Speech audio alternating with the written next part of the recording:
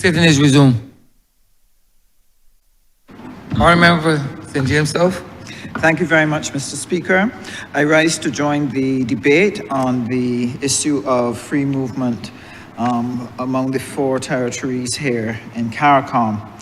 And I'm going to be fairly brief, but I feel that there are a few things that we need to know and understand as Barbadians. And I'm hoping that through you, Mr. Speaker, I can communicate a few thoughts that I think need to be considered. We've heard some people in the public space expressing some anxiety. Why all the rush? Why you don't wait? Where's the planning? And so on. I just want to start by saying that our founding fathers understood many years ago that it was necessary for us to come together as one people to be able to form a CARICOM space to provide benefit for all of our citizens. They understood the importance of having a joint marketing space. They understood the importance of labor. But more importantly, that we would have the opportunity to be able to identify what are the various opportunities across these various islands and allow for the people of the region to take advantage of it. Because what is our natural inclination? When we don't have somebody to do it here in our country, we naturally think of maybe somebody from over and away and not necessarily stop to check to see if within CARICOM we could find someone who could invest in that particular area. So we can benefit from these opportunities, and these were the things that actually pushed our founding fathers to look at the idea of creating CARICOM. And today, as we were listening to the Honourable Leader of the Opposition, we failed to hear from him an understanding of the reasons behind the formation of CARICOM and the necessity for free movement. Now, we knew that it was going to be a tough thing to do, so when the treaty was first signed in 1973 by Earl Walton Barrow, the Right Honourable, they were not ready yet for free movement, so they never included it. It was only in 1989 with the Honourable Erskine Sandiford at the Grand Isles Declaration that there was a push by the members of this region to look at the idea of free movement. And so at that point, they agreed that they would have graduates, they would have musicians, media, sports, and artists. It took much longer, 2022, before we were able to open a little bit more. But every year, the Ministry of Foreign Affairs and Foreign Trade goes to COTED, goes to the COFCOR meetings, go to all of the CARICOM meetings, and what we do is push our CARICOM experiment a little bit further. So we were able, in the Grand Isles Declaration, to be able to include the idea that we need to have people being able to move freely, but it was limited. By 2022, we were opening it now to security guards, the beauticians, the artisans, the barbers, the nurses, the teachers, etc., so that we were allowing a greater category of persons to move. And I had the privilege of being the person leading in COTED to bring life that agreement after the heads had sat down and agreed that this was the direction. COTED was able to take this and make it a reality. And now 2023, the heads have gone together and said, we want free, full movement, but we're going to allow countries to do it at their own pace. And that is important because I'm going to come back to that a little bit later. Now, we not only had in mind that opportunity, other members have shared the challenge that we have at the level of population, the number of people you have to do things. And we recognize that if you have few people in your population, then you don't have enough people to work to carry your organization forward. And so this is a problem that is of great concern to all of us. And what would any government that is interested in the viability of its nation state do if it's faced with a problem? Well, let me just explain the extent of that problem. One, we heard earlier this afternoon that by 2050, 1 in 2 persons in Barbados are going to be over the age of 65. Now, the average Barbadian hearing this would just think, oh, we're an old population, but not understanding what is the tremendous impact of that figure. In a population, you need X number of working people to carry 1 elderly person. And the statistics tell us that a good ratio to have, that you should have at least 6 to 8 persons working to carry 1 elderly person.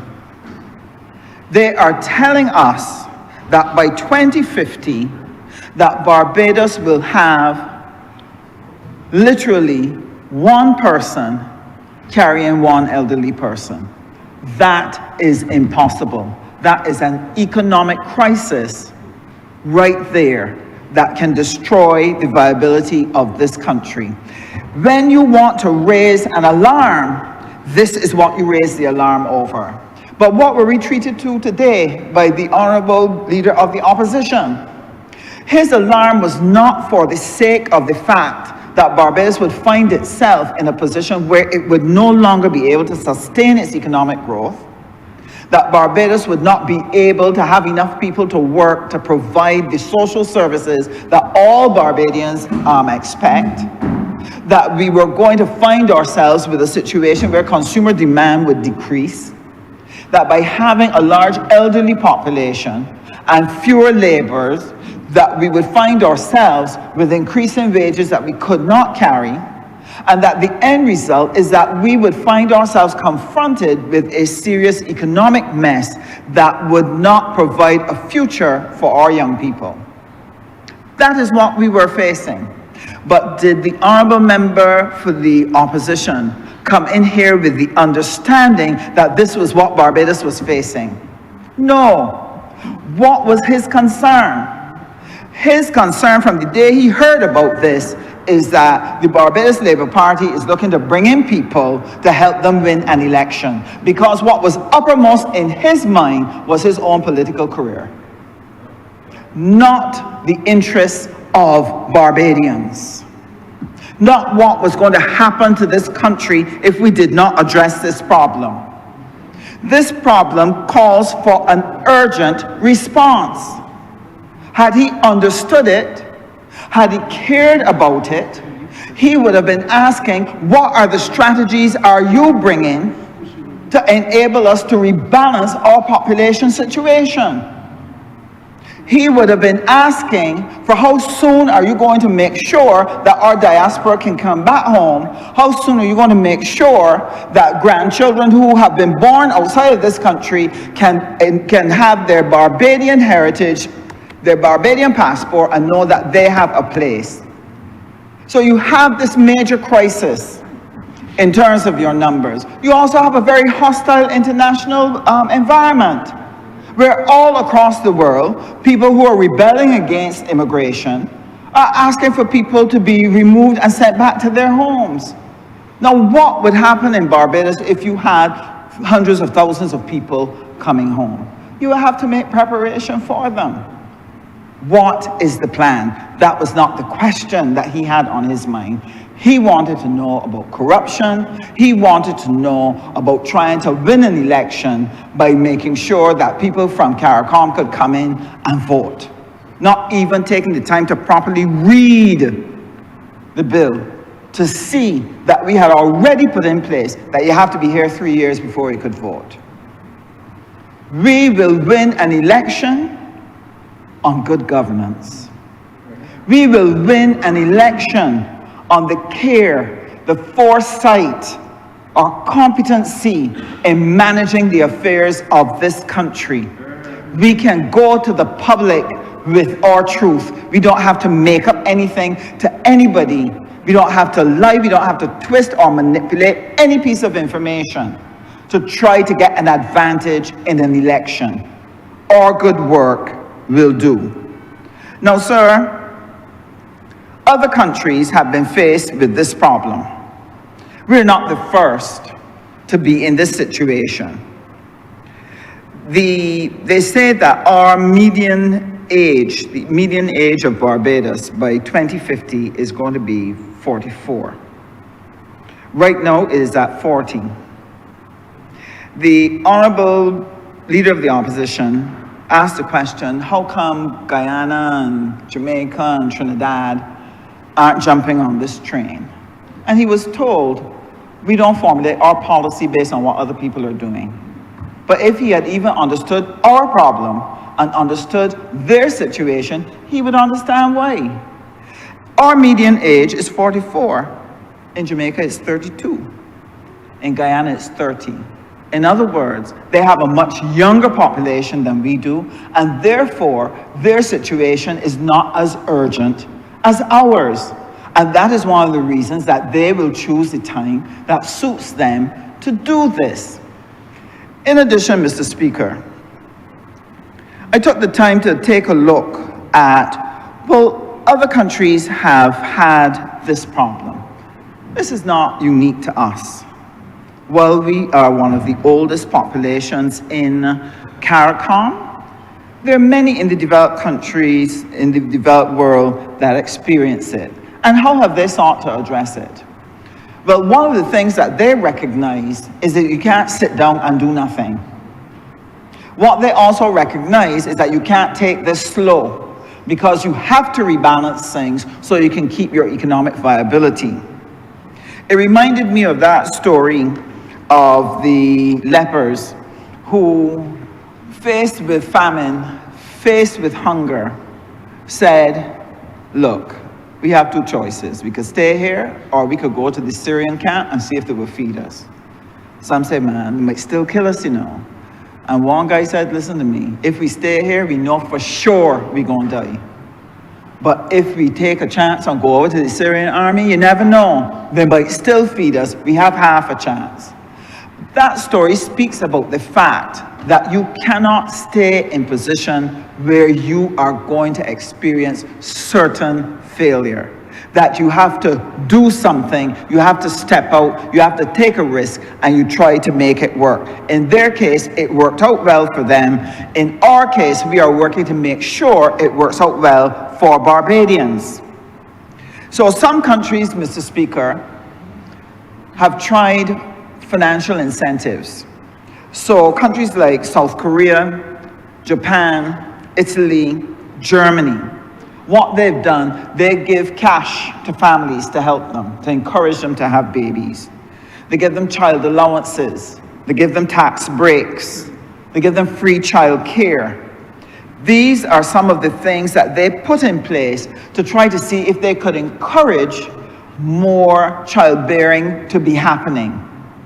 But what they found is that it was moving too slow, that financial incentives were not trying to reproduce by having our population have more babies, was too slow to correct a problem that was already galloping ahead of them. Then other countries tried looking at work-life balance. Why? Because sometimes women were saying, listen, I can't see myself taking on more children with the heavy schedule that I have. So I prefer not to do this. So they introduced work-life balance programs. South Korea did it. And what they did was they look at things like parental leave, having flexible work arrangements, etc., to encourage people to look at having more children.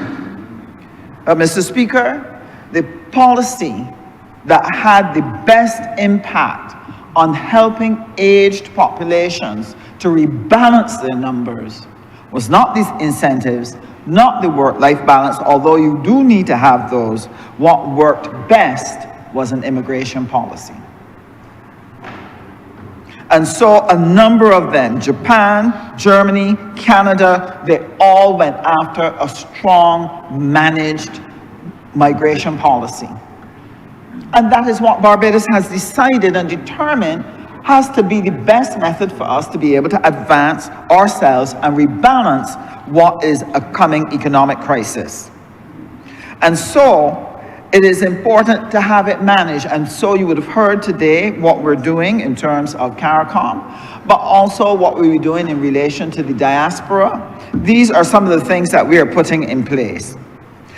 If we are able to do that, we are going to be able to deal with that issue of the labor shortages.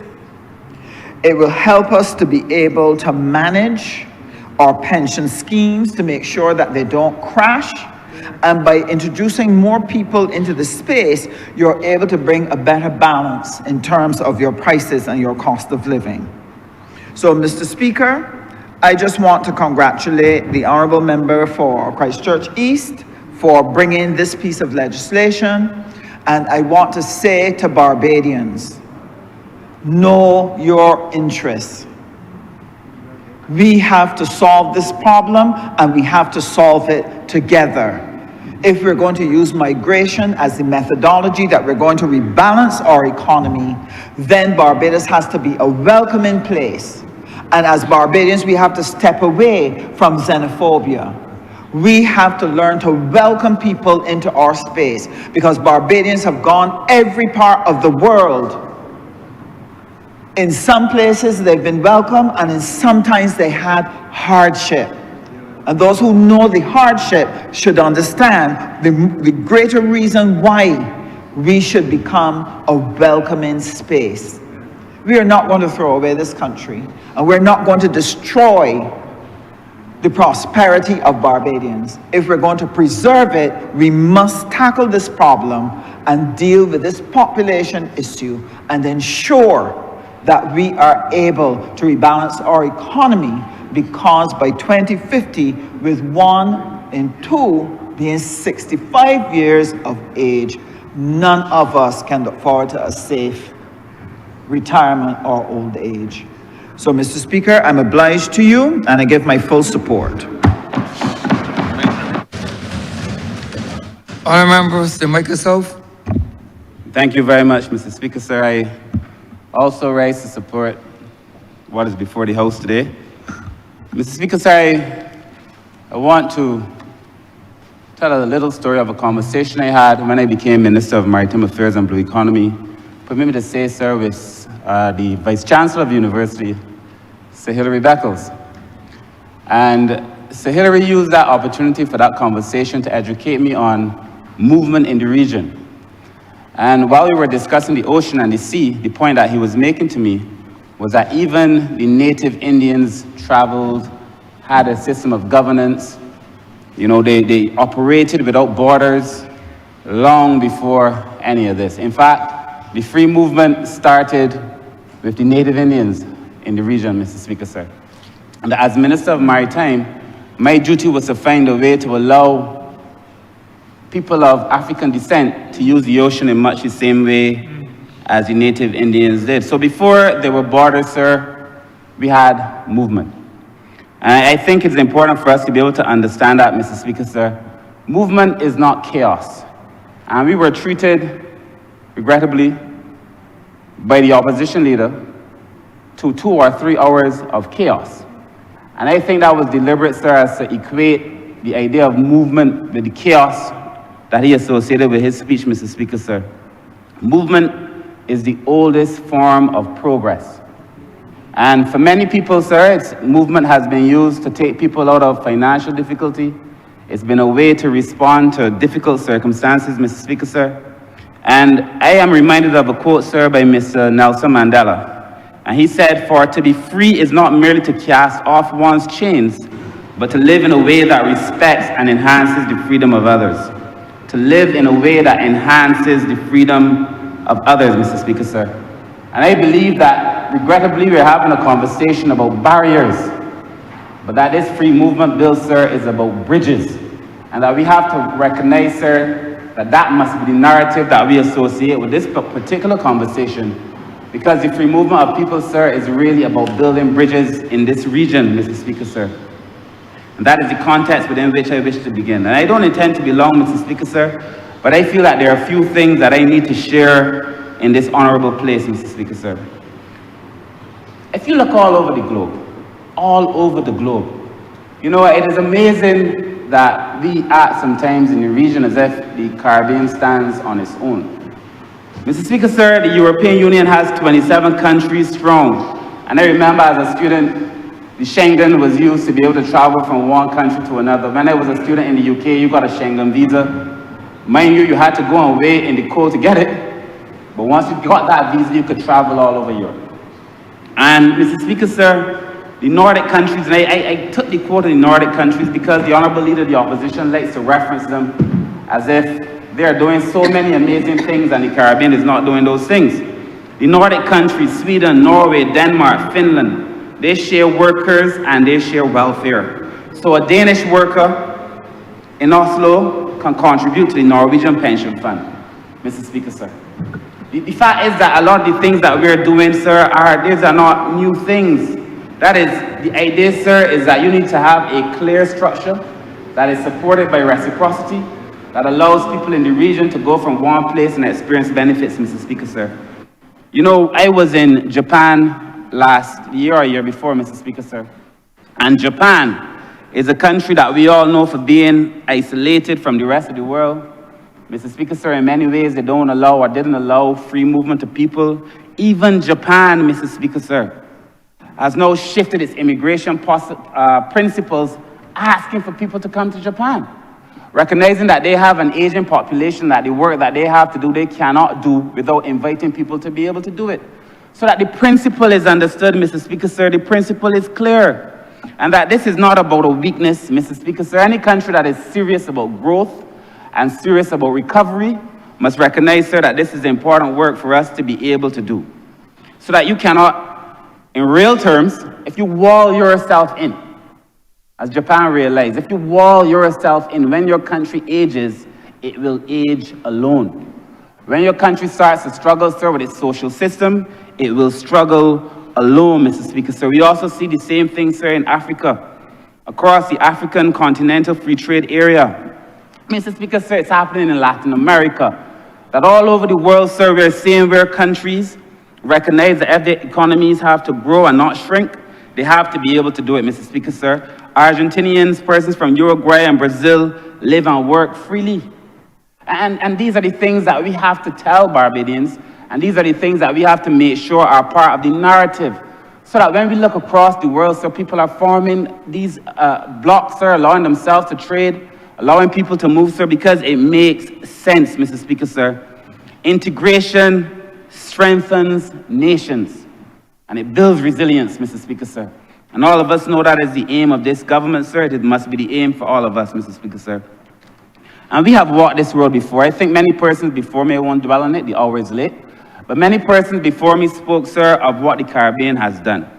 From the Federation now to full freedom, Mr. Speaker, sir. I believe, sir, that if we were able to have a conversation with the great Sir Grandy Adams on this day, that he would be alive, sir, with possibility and with hope and seeing a dream that he had come true. I feel the same way, sir, if we were to have that conversation with Errol Barrow. And I know for sure if we were to have it with Owen Arthur, sir, the former Prime Minister of this country, sir, the former Prime Ministers of this country, sir, and the former Premier. All recognizing that this was the direction Barbados was going to go for a long time, Mr. Speaker, sir. The full free movement is just the next step in something that all of us were studying as students, that all of our forefathers fought for, Mr. Speaker, sir. When we reject this idea, especially those of us who come to this parliament, sir, when we reject that idea, we are spitting in the faces, sir, metaphorically, of these persons who set out to achieve this work, Mr. Speaker, sir. So I believe that we are righting a historical wrong, and that this, Mr. Speaker, sir, is a narrative, sir, that I also want to associate with this debate. For years, Mr. Speaker, sir, for centuries, there were other people who drew lines across the ocean and determined that this space belongs to you, that space belongs to somebody else. Even in land, this particular land space is yours, that other land space belongs to somebody else. So we are now redrawing those lines, sir, by our own standards, sir. People did it to slice one people into many. And now we are saying from many people, sir, we are one. And I think that is the principle, Mr. Speaker, sir, that we must adopt as we go forward in this particular conversation, sir. I think that this is about justice, Mr. Speaker, sir. I think it's about filling the gaps, sir, the gaps that were created unnecessarily, Mr. Speaker. But what does this bill do? And I read the bill, Mr. Speaker, sir, and I honestly could not understand. I listened to the leader of the opposition. I was hoping to find something, Mr. Speaker, sir, for me to go back and look at. I cannot understand what the issue is. So we have said, Mr. Speaker, sir, under clause 9, you can only have voting rights after 3 years of lawful residence. 3 years, not 3 months, not 3 weeks, not 3 days, 3 years. And they're walking about saying we're trying to pad the voters list, sir, to be able to win an election, Mr. Speaker. So that is reckless. And I believe when we have to come to this place, sir, we have to be responsible. But that is recklessness, Mr. Speaker, sir. To be able to put that narrative out there, sir, to confuse Barbadians, sir, to win, as the Honourable Member for St. James South said very clearly, to win an election. To put your political appetite before what is necessary for the country, Mr. Speaker, sir. But I feel we have to dispel this myth. When I was a student in London, when I was doing my master's, sir, in 2001, I resided there for just over a year. I don't remember how many months, but there was an election in the UK at that time. And I was a student staying in a student hall. And I got a memo, I can't remember what you call those memos that we get every election, but a circular telling me where I would be able to go and vote in the UK, Mr. Speaker, sir. Because in the UK, there's no time limit to if you can vote or not. If you are a citizen of the Commonwealth, look it up. If you are a citizen of the Commonwealth, you can, as long as you're not there doing anything illegal or you're there illegally, you can vote. So I was allowed to vote in the UK. I didn't vote because I didn't understand my candidate or anything, but I could. Look it up. There was no... At that time, Mr. Speaker, sir, Tony Blair was the big thing, and there was a massive picture of Tony Blair in Piccadilly, and of course, Labour went on to win the election. But the point is that if you look at the UK's agreement, sir, a student, myself, received a circular to vote in that election, and I was only there for a few months, Mr. Speaker, sir. And so that what we are putting in place is even more responsible in some ways. Some may say in other ways, sir. There's this fear that persons who are in opposition, sir, without a plan and without purpose, they use it, sir, to drive home things, sir, that they want to get carried, not on substance, but on fear, Mr. Speaker, sir. So we have established, the Honourable Member for St. Peter was very clear, we have established that the Leader of the Opposition loves the UK and what it stands for. Then go and look and see that in the UK, if you're a member of the Commonwealth, you can vote even in months. There's no time limit. As long as you're there legally, you can go and vote, Mr. Speaker, sir. And that is not what we are doing, Mr. Speaker, sir. So I want to begin again, Mr. Speaker, sir, to locate this conversation in that particular space, sir. And this conversation about the fear, sir, that we have, or that persons are trying to feed, sir, this manipulation, this political immaturity, Mr. Speaker, sir, that says to all Barbadians that we are doing something that is wrong. So I understand the concern of Barbadians, don't get me wrong. And this is really the only point I got up to make. I understand the concerns of Barbadians. We all do. I understand, Mr. Speaker, sir, that as the Honourable Member for St. Peter said, if you have heard all your life that Barbados got too much people, all of a sudden we got too little. I understand that people are saying, sir, that the social system is going to collapse somehow if we allow people to come to Barbados. I understand, Mr. Speaker, sir, that persons think that our schools are suddenly going to be too full. Our hospitals are going to be crowded, Mr. Speaker, sir. And a lot of that is stemming from the fear and that the fact that members in the opposition are feeding that fear, Mr. Speaker, sir. But this is not true. I actually want to posit a completely different view, a reverse view, if you may. Mr. Speaker, sir, I have said several times in this place when I brought legislation on the social services sector, that if we do not do something, the current social services sector can barely deal with the pressures that are coming to bear on it by virtue of having an aging population. So what you have, sir, are a number of persons who are getting older and very few people to care for them, Mr. Speaker, sir. And that day in, day out, we're asking people are coming to the government asking for them to be able to have a caregiver, Mr. Speaker, sir, because there are no natural caregivers. And I say to this country that in the next 20 years, if we do not do something, most of us, sir, the average age in Barbados is about 46, 46, 47. Barbados is an old society. Barbados is bordering dangerously close to being a super age society where 21% of your population is over 65. The last census told us that 20% of our population was over 65. The average age is 47. Do the math. Where are we going to be in 20 years?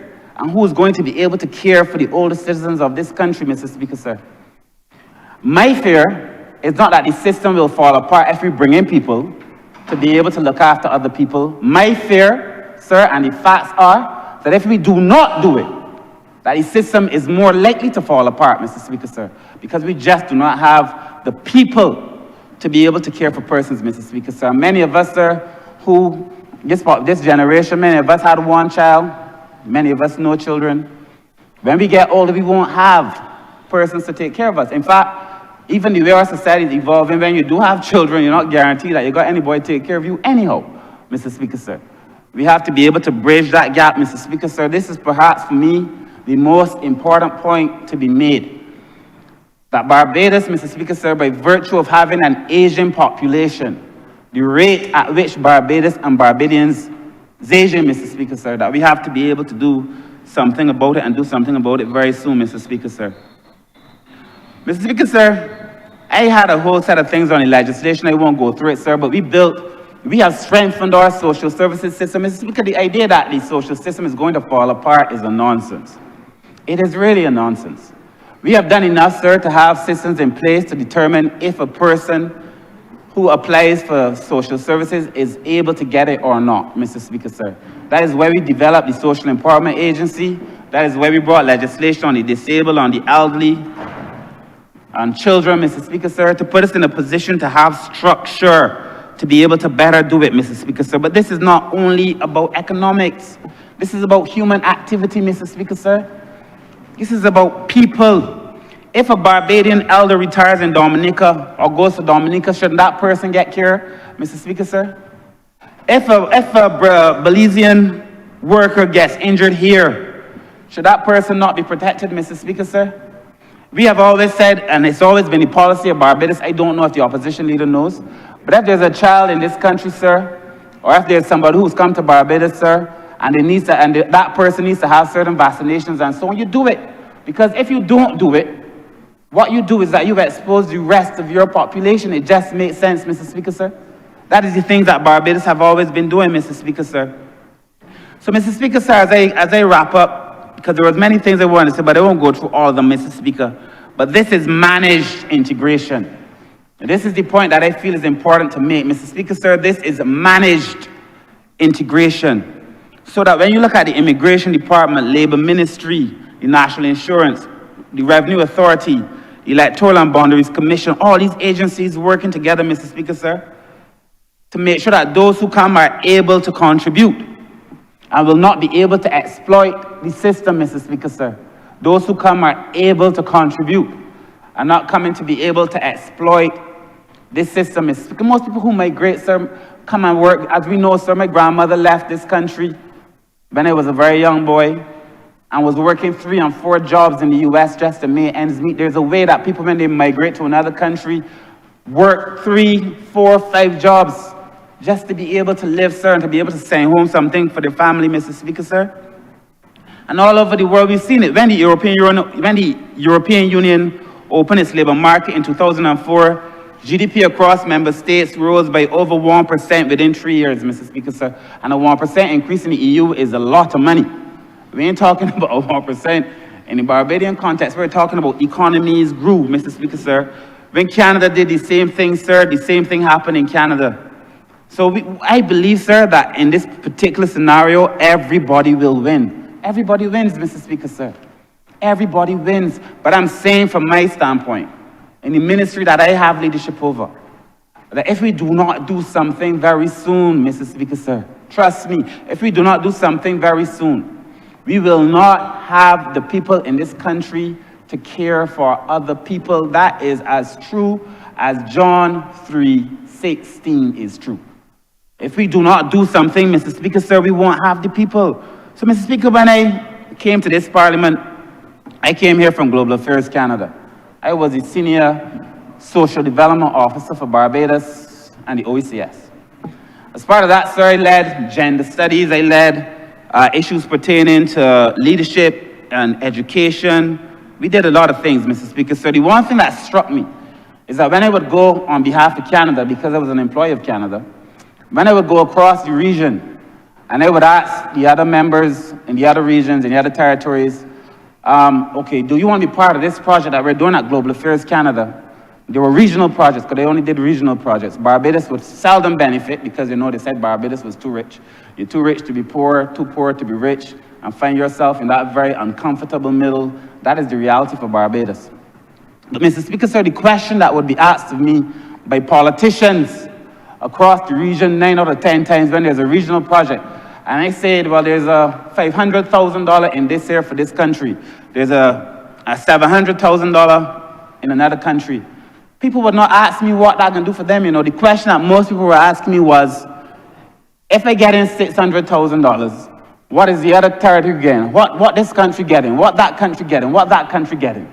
They were more interested, sir, in how you're splitting the money than in what benefits could be brought to the country, sir, by giving them money, sir. It is that kind of thinking, I think, that is more dangerous.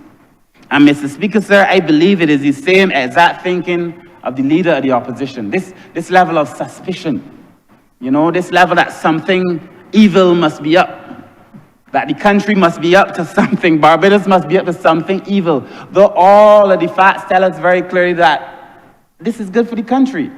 And Mr. Speaker, sir, as I went around the region, this was all that I saw, Mr. Speaker, sir, and that would trouble me, sir, because that mindset, that rivalry, that distrust, that crippled regional progress for decades, Mr. Speaker, sir. This Labour Party has in its constitution, I think it's the only one in the region, that has written into its constitution, sir, a commitment to regionalism. We believe it, Mr. Speaker, sir. And we have to, as part of our leadership, sir, we have to lead that way, sir, Mr. Speaker. But Barbados has never made progress waiting for everybody to take off. Why hasn't Jamaica taken off? Why hasn't Trinidad taken off? That's not how we operate, Mr. Speaker, sir. Barbados is not cargo on a plane, subject to the whims and fancies of the wind, Mr. Speaker, sir. We are the pilots. We pilot the plane. And that is what Barbados does. That is how Barbados leads, Mr. Speaker. So when the Prime Minister says that this is about leadership, this is about leadership. And I suspect at some point in time the other countries are going to come on board, Mr. Speaker, sir. But this, sir, is the Barbadian way, Mr. Speaker, sir. Barbados has always led. So as I close, Mr. Speaker, sir, I know they always late. I see my colleagues looking at me like they're ready to head home, Mr. Speaker, sir. But as I close, Mr. Speaker, sir, you know, there was a time, sir, when none of us could move. When Caribbean people couldn't move, sir. When the laws would not allow us to move, and I'm talking about moving across country. You couldn't even move off your plantation. Not by law, because it didn't exist, sir. And not even by the whip. Many times, sir, the whip kept you where you were, Mr. Speaker, sir. That is the mindset. And this idea, you know, we have become so loyal to the systems that crippled us. You know, they say when you break the chain, sometimes, you know, you still stay in place because you've been so loyal to it. You pass on these prejudices, sir. We refusing to move, Mr. Speaker, sir, because, you know, in Barbados, after slavery was abolished, sir, and full emancipation came, the Barbadians couldn't move, really. They didn't really have nowhere to go. Exactly. You grow to love your chains and see them as wings. They had nowhere to go, so that the Caribbean former ex-slave, the Barbadian ex-slave, sir, for the most part had to return to these slave plantations, sir, under conditions that were just as egregious, sir, as when they were under slavery, sir. So, Mr. Speaker, sir, I think about this, sir, and I want to be able to say to our Caribbean brothers and sisters, but first let me say to Barbadians, that we do not have anything to fear, Mr. Speaker. So our social system, notwithstanding the very dangerous misleading, vicious, vile comment by the leader of the opposition that our social services are going to somehow fall apart. That is a nonsense. That is not going to happen, Mr. Speaker, sir. And I also want to say, sir, as I say to our brothers in the region, sir, as I hope when Barbadians travel, that we will protect them, that your children will be safe when they come to Barbados, sir. And I hope when they come that our elders will benefit because, Mr. Speaker, sir, I'm bringing that elder care bill here in a few weeks. I am saying to Barbados that this is really our greatest challenge. I tell it to my partner. I tell it to my colleague all the time, that the older situation is the biggest problem. So, Mr. Speaker, sir, as I close, sir, when the history of this country, this great country, is written, sir, persons will judge us on whether we had the heart in this moment to make the decision, the big decision for this country, Mr. Speaker, sir, that would allow this region, sir, to be able to prosper. Mr. Speaker, sir, I do not think that in any way allowing persons to come is somehow giving up our sovereignty. I believe that this is political maturity. Mr. Speaker, sir, I believe that this is necessary considering where we are, sir. I believe that this is about stability for the country, Mr. Speaker, sir. And knowing what we know, we have to act as if you know. They say, when you know, you got to act like you know. And we know, Mr. Speaker, sir. Barbados has always led. We've done it in education. We've done it on the environment. We've done it, sir, in relation to climate change. And now we must lead again. We must lead again, sir. I asked Barbadians to allow us to open the borders, sir, as Barbadians have always opened their hearts, Mr. Speaker, sir. That is the Barbadian way. And I believe, sir, when we all do it, that this country will rise. Mr. Speaker, sir, I close with the quotation that I heard the AG using somewhat from Frantz Fanon, Mr. Speaker, sir, that every generation, each generation, must, out of relative obscurity, discover its mission, fulfill it, or betray it. I believe, sir, that the mission before this particular generation is to build on the work that our forefathers did, Mr. Speaker, sir. Our mission in this generation is to make sure, sir, that we leave something for the generation that follows us. We're not here to just eat them out, Mr. Speaker, sir. We have to leave something for the generation to follow, Mr. Speaker, sir, and I support the Honourable Member for Christchurch East.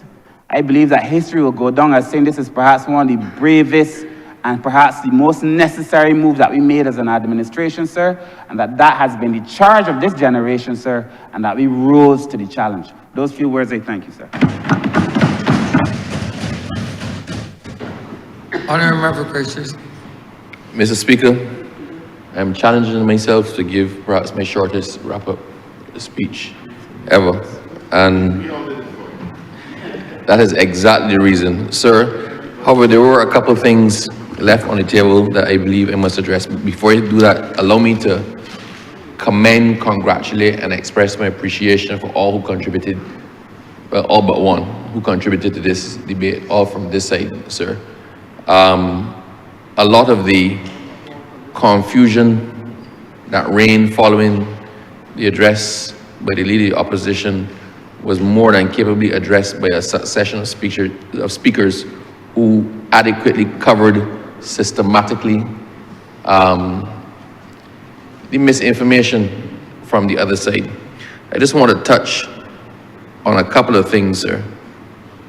The leader of the opposition indicated on a number of occasions that there was no flood of people, and I was clearly disappointed, and I expressed my disappointment. He interpreted on my behalf my words, sir.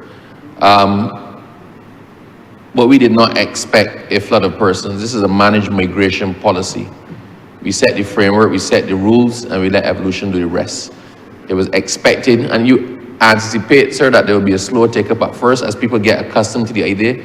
Then they will explore their options. So at no point in time did we hope for a flood of persons on the 1st of October. Neither will we hope for a flood of persons leaving Barbados and going to any of the other 3 territories on the 1st of October. It's a managed process, and we have built it, and we will see now what happens. But the framework is there, and the door is open for all who are interested in helping Barbados to develop itself. The other thing, sir, I was caught by surprise at the end, when the leader of the opposition ended with that this bill does not change the definition nor extend the definition of citizenship, and we have failed to accomplish this.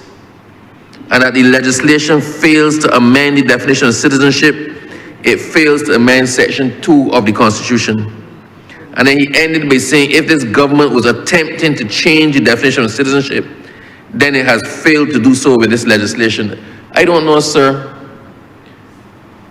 I was about an hour in my presentation, and the leader of the opposition, his response,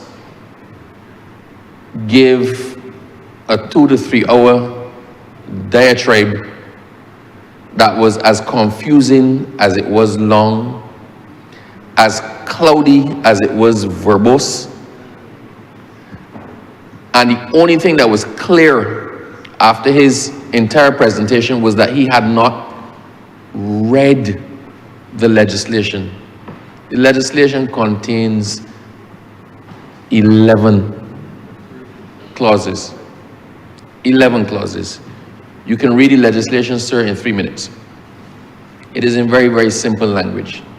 None of those clauses purports to address the acquisition of citizenship in Barbados.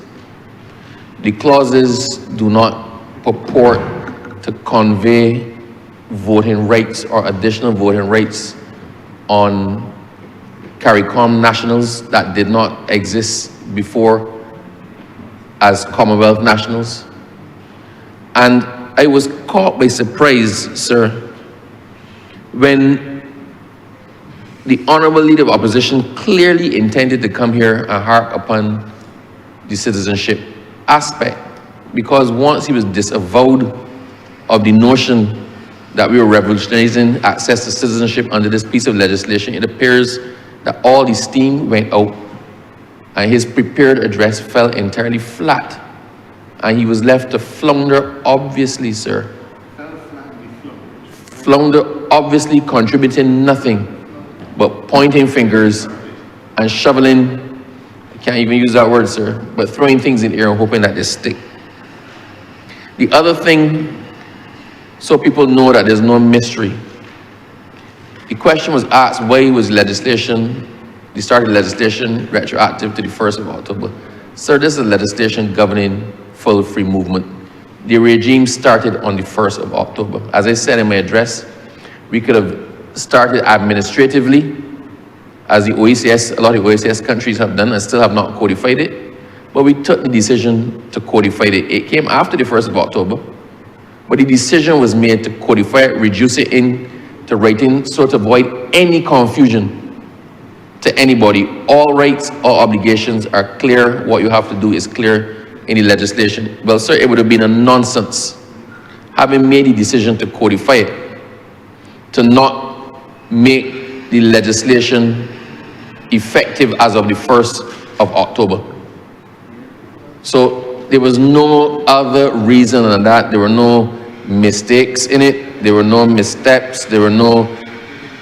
It was simply proper legislative process to make the legislation cover the duration of the acts it intended to legitimize. I'm trying to speak so that the public can actually understand what I'm saying. We are doing legislation to cover full free movement. It started on the 1st of October. The legislation must necessarily go back to the 1st of October. It's nothing more sinister than that. Sir, the objectives of this legislation are clear, and they've all been met, sir. This does not address citizenship. This does not convey additional voting rights. It simply governs the process by which nationals of St. Vincent and Grenadines, Belize, and Dominica can enter Barbados and stay indefinitely and work without a work permit or educate their children without a student visa and allow them access to primary health care and emergency health care. Nothing more than that. So I end as I started by thanking all of those who contributed to this debate and made this wrap up as easy as it has been. With that, sir, I beg to move that this be read a second time. The question is that this bill be read a second time. All those honourable members in favor, please say aye. Aye. Those against, please say no. We think the ayes have it. Sir, I beg that you do not leave the chair and the House resolve itself into committee for further consideration of this bill. The question is that the Speaker do not leave the chair and the House resolve itself into committee for further consideration of this bill. All those honourable members in favor, please say aye. Those against, please say no. We think the ayes have it.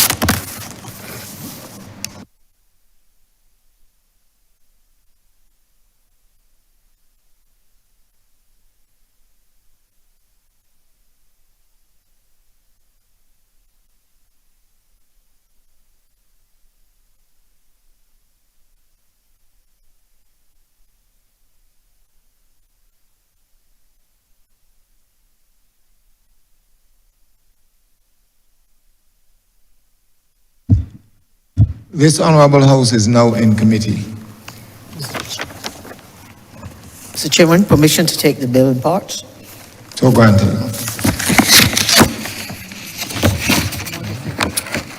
Clauses 1 to 6. Mr. Chairman, I beg to move that clauses 1 to 6 stand part. The question is that clauses 1 to 6 stand part. All honourable members in favor, say aye. Honourable members against, say no.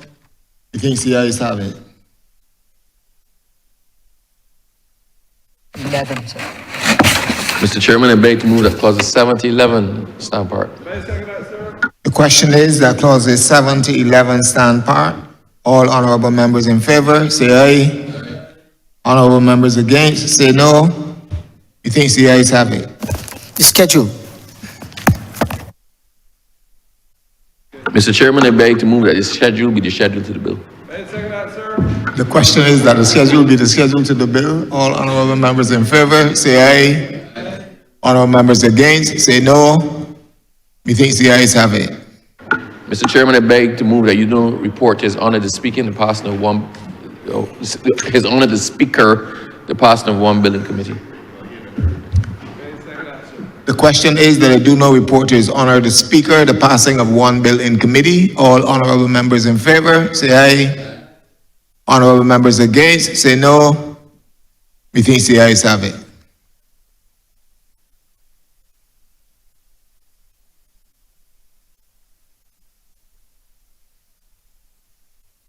Member of committees is reporting the passing of one bill in committee. I member Christchurch East. Mr. Speaker, I beg to move that this bill be read a third time. The question is that this bill be read a third time. All those honourable members in favor, please say aye. Those against, please say no. We think the ayes have it.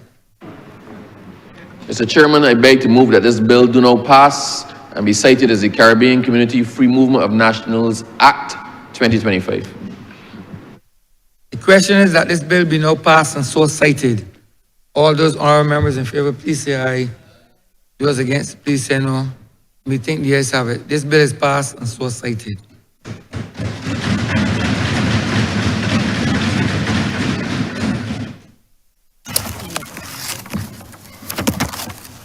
Mr.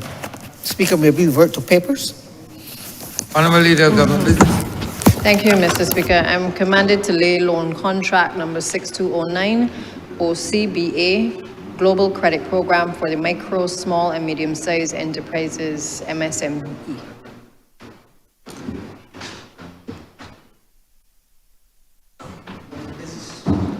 Thank you, Honourable Mr. Leader of Government. Thank you, Mr. Speaker. With that, we have come to the end of today's sitting. I therefore beg to move the adjournment of the House until October 21st at 10 a.m.